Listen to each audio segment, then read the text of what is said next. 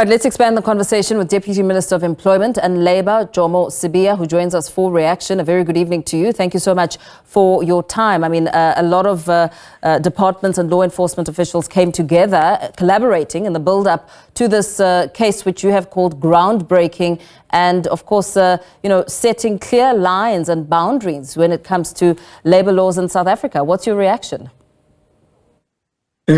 That's very correct. That's very true. Ourselves as well, this is emboldening us in terms of our fight against non-compliance in this country. We are very pleased as the department that at long last, the rule of law really is indeed being seen taking place, because this is almost the first case where labour matters have been taken serious, and we see people being prosecuted, being sentenced at the end of the day for various labor laws, contraventions that we have seen by these the Chinese that were sentenced yesterday.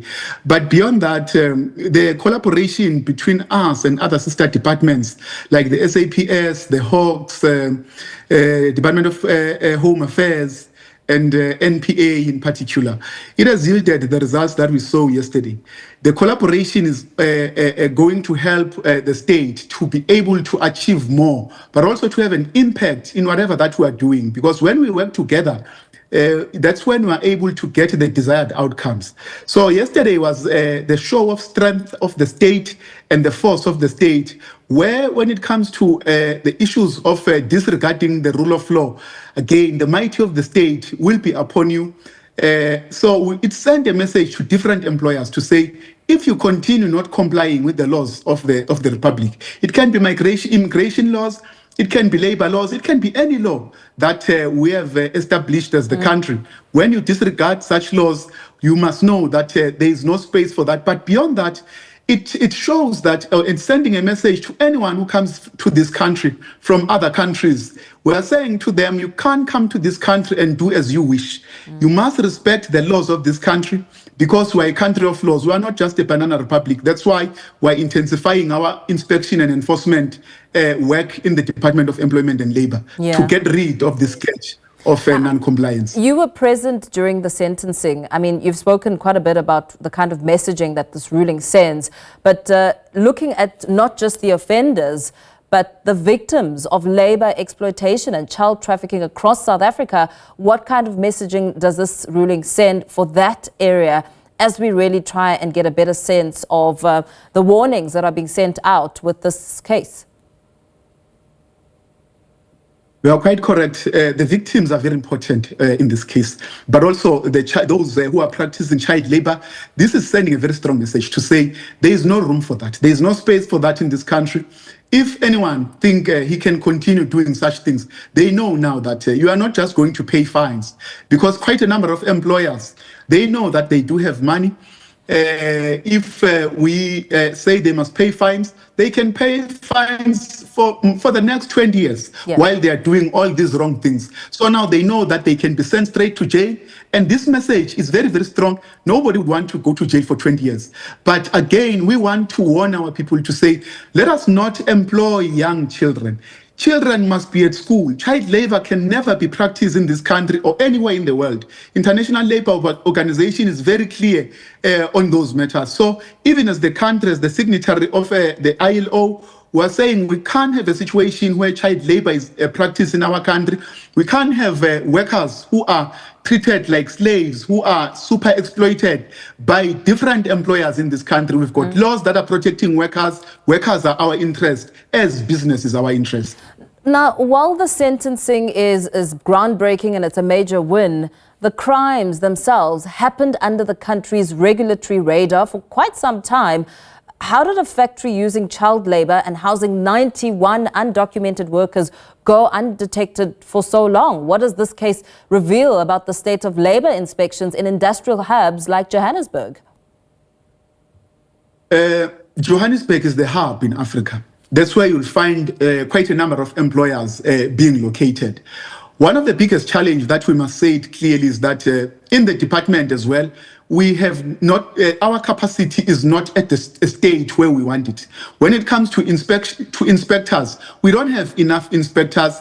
Recently, we have just started a process where we have employed another group of inspectors, about 10,000 inspectors that we are bringing in who are interns that are going to help us to be able to reach as far and wide as possible to different companies and employers. This country has got more than 1 million companies that are in this country. It becomes very difficult that we can be everywhere. But this is the situation where we say, whoever that we do get or we catch that they are not complying, then that's why we must send a strong message even to those that we have not been to. So this case is assisting us to say we are doing our work and we will come to you, even if we haven't been to you, but we are coming to you, we'll catch you, and then it won't be nice when we are not complying. It's either you comply or you face the music. And non-compliance is quite expensive. People believe compliance is expensive, but try non-compliance and then you will see that it's quite expensive. So I can assure you that we are going to ramp up and intensify our work. Even today, I was in Northwest in Rustenburg, where again, we were in another Chinese company. The modus operandi is the same. 3 weeks back, we're in Free State, Tabanchu. Same modus operandi is the Chinese companies operating the same way as they were doing in the beautiful city. And it's true that it's not acceptable that you can have 90 Malawians or any people who are living and crammed in inhumane conditions in a company, premises, unable to go out, unable to access their families, unable even to go out and buy food. They must buy inside the company because there's a tuck shop that is quite expensive, which becomes part of debt bondage.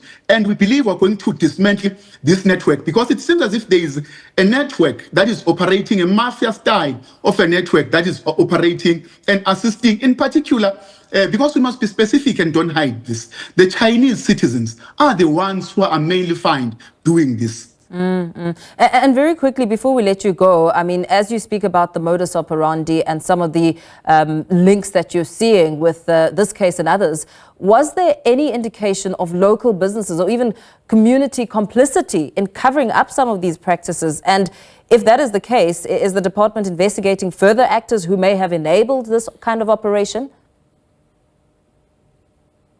So far, we haven't found anyone who's local. But I can assure the community and the South Africans that if any kind of such acts are found, will deliberately be upon them. But on the case, the yesterday case, what you saw when that young lady started to scream and shout, now starting to spill the beans, it's an indication that shows that these 7 Chinese, they knew exactly where is the owner of the company. Because when they were arrested, they told police that they don't know where in fact, they said the owner of the company is overseas. He's not in the country, has left the country. But because they were told that, no, this is a minor case, we are going to pay some people and then you'll get out and you'll be free. Up until yesterday, when the judge sentenced them to 20 years, and then they realized it sunk into them that no, this is serious, and then they started to spill the beans and telling us that no, the owner of the company is still inside the country, is in Bruma. In fact, for the past few months, they never said that he's in the country. The very same people, but because of the sentence, then it hit them hard, and we're very excited that the judge gave them 20 years, and then they started to tell the truth. And we're saying the law enforcement is continuing to pursue the boss, the owner of the company. We want him to come and face the music. We want him to face the trial, because all what has happened there is because of him instructing the 7 Chinese, whom the law stated it very clearly yesterday. Yeah. It cleared that matter that if the employer, the owner of the company is not there, the second in charge assume the position of being an employer, or the third in charge assume the position of being an employer. So that's how they were arrested. It's what the law says. So it's giving a message and sending a message that says, even if you are not an owner, don't do what is wrong, even if your boss tells you to do, because we can't allow it in this country. Our workers must be protected. They are our interest, the same as business. Okay, thank you very much. Thanks for speaking to us this evening, Deputy Minister of Employment and Labour, Jomo Sibiya.